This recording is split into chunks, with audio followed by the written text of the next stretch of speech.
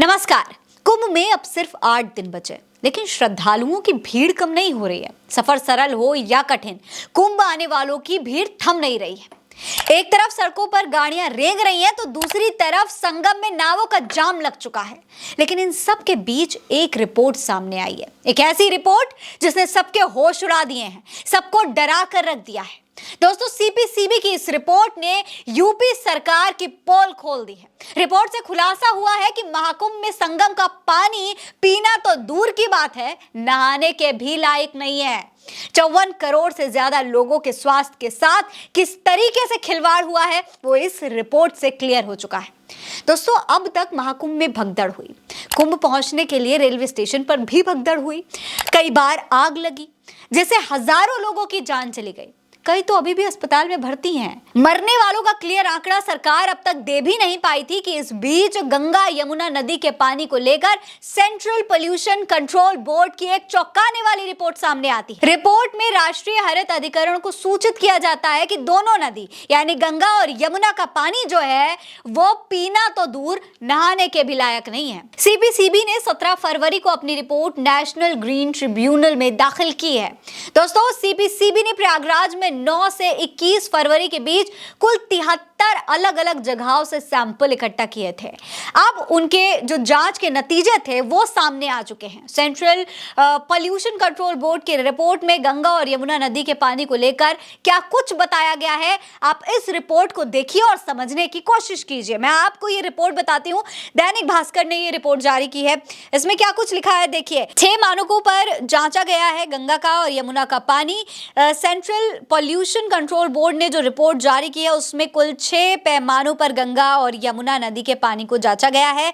इसमें पीएच यानी कि पानी कितना अम्लीय या फिर क्षारीय है, फीकल कोलिफॉर्म और बीओडी यानी कि बायोकेमिकल ऑक्सीजन डिमांड, सीओडी यानी कि केमिकल ऑक्सीजन डिमांड और डिसॉल्व ऑक्सीजन शामिल है। इन 6 पैमानों पर जितने भी जगहों से सैंपल लिया गया है उसमें ज्यादातर में फीकल कोलिफॉर्म बैक्टीरिया की मात्रा मानक से अधिक पाया गया है। इसके अलावा 5 अन्य पैमानों पर पानी की गुणवत्ता मानक के अनुरूप है। रिपोर्ट में आगे बताया गया है कि जिले में सभी सैंपल पॉइंट पर फीकल कोलिफॉर्म बैक्टीरिया तय मानक से अधिक है। नदियों के पानी में फीकल कोलिफॉर्म का नाम का बैक्टीरिया पाया गया है। सामान्य स्थिति में 1 मिलीलीटर पानी में 100 बैक्टीरिया होने चाहिए, लेकिन अमृत स्नान के ठीक एक दिन पहले यमुना नदी के एक सैंपल में फीकल कोलिफॉर्म 2300 पाया गया है। सोचिए किस हद तक ये नुकसानदायक हो सकता है। 100 बैक्टीरिया होने चाहिए अगर होते हैं तो, लेकिन यहाँ पर 2300 से ज्यादा पाया जा रहा है, तो ये कितना हानिकारक होगा। रिपोर्ट में आगे क्या बताया है देखिए। संगम से लिए गए सैंपल में फीकल कोलिफॉर्म बैक्टीरिया 1 मिलीलीटर पानी में 100 की बजाय 2000 निकला है। इसी तरह टोटल फीकल कोलिफॉर्म 4500 है। गंगा पर बने शास्त्री ब्रिज के पास के लिए गए सैंपल में फीकल कोलिफॉर्म बैक्टीरिया 3200 और टोटल फीकल कोलिफॉर्म 4700 है।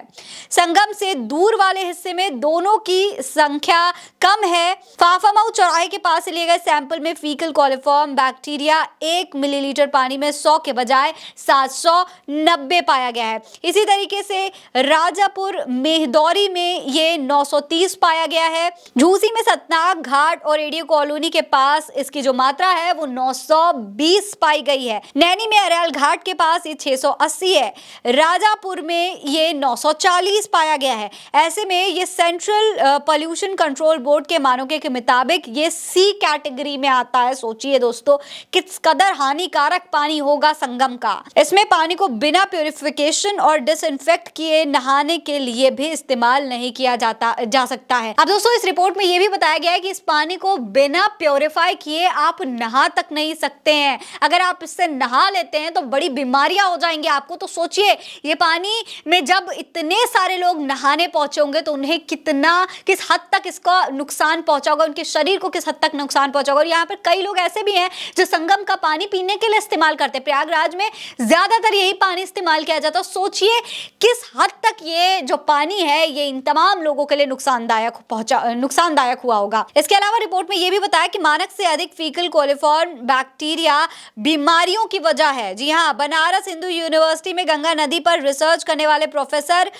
BD त्रिपाठी बताते हैं कि जिस पानी में मानक से ज्यादा फीकल कोलिफॉर्म बैक्टीरिया होता है वो किसी इस्तेमाल के लायक नहीं रहेगा। ये पानी अगर शरीर में गया तो बीमारियां पैदा करेगा। अगर ऐसे पानी से नहाया जाता है या इसे पीने के लिए इस्तेमाल किया जाता है तो ये त्वचा रोग की वजह बन सकता है। आप सोचिए कितने हैरान करने वाली बात है कि ये पानी त्वचा रोग की वजह बन सकती है। अब तक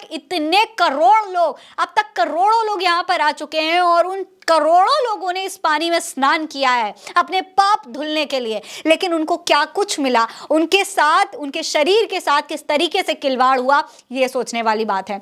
दोस्तों, इस मामले पर एक्सपर्ट्स का ये भी कहना है कि अगर ऐसे पानी में नहाया जाता है या फिर पिया जाता है तो ये न सिर्फ अभी उनके लिए बीमारियां पैदा करेगा बल्कि आगे चलकर उनको जेनेटिक बीमारियां भी हो सकती हैं। सच्चाई ये है दोस्तों, अगर सच्चाई समझने की कोशिश करेंगे, सरकार की इसके पीछे मंशा समझने की कोशिश करेंगे तो आप समझ सकते हैं कि मंदिर कमाई के तराजू में तोले जा रहे हैं। यूपी के CM योगी आदित्यनाथ को सुनिए आप, ये कंपनी, फैक्ट्री या फिर उद्योग लगाकर नहीं, कुंभ लगाकर यूपी के GDP बढ़ाने की बात करते हैं और बताते हैं कि महाकुंभ 2025 प्रयागराज से उत्तर प्रदेश की GDP में लगभग 3.5 लाख करोड़ रुपए की अतिरिक्त बढ़ोतरी होने वाली है।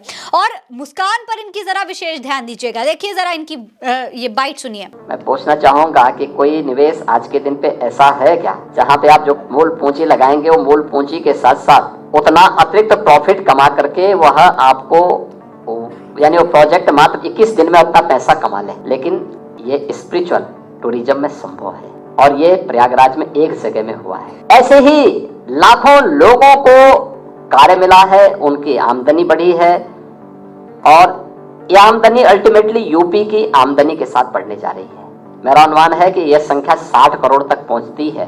तो मान के चलिए कि यूपी की जो इकोनॉमी होगी वह लगभग 3.25 से लेकर 3.5 लाख करोड़ रुपए की अतिरिक्त यूपी की GDP में बढ़ोतरी होने वाली है। दोस्तों, जब जनता की जान सरकार के लिए प्रोजेक्ट बन जाएगी तो ऐसे में ये सवाल तो उठेगा ही कि क्या यूपी सरकार ने करोड़ों लोगों के स्वास्थ्य से खिलवाड़ करने का काम किया है? आपको क्या लगता है, क्या इस तरीके से जनता की जान जोखिम में डाली गई है? अब सिर्फ कुंभ को 8 दिन बचे हैं, इस 8 दिन में और लोग लगातार कुंभ पहुंच रहे हैं। सोचने वाली बात यह है कि जब वो यहां पहुंचेंगे और इस पानी का इस्तेमाल करेंगे तो उनके लिए कितना नुकसानदायक ये होने वाला है। अपनी राय में कमेंट सेक्शन में लिखकर बताइएगा। फिलहाल इस खबर में इतना ही। बेखबर आप उल्टा चश्मा UC पर देख रहे हैं। नमस्कार।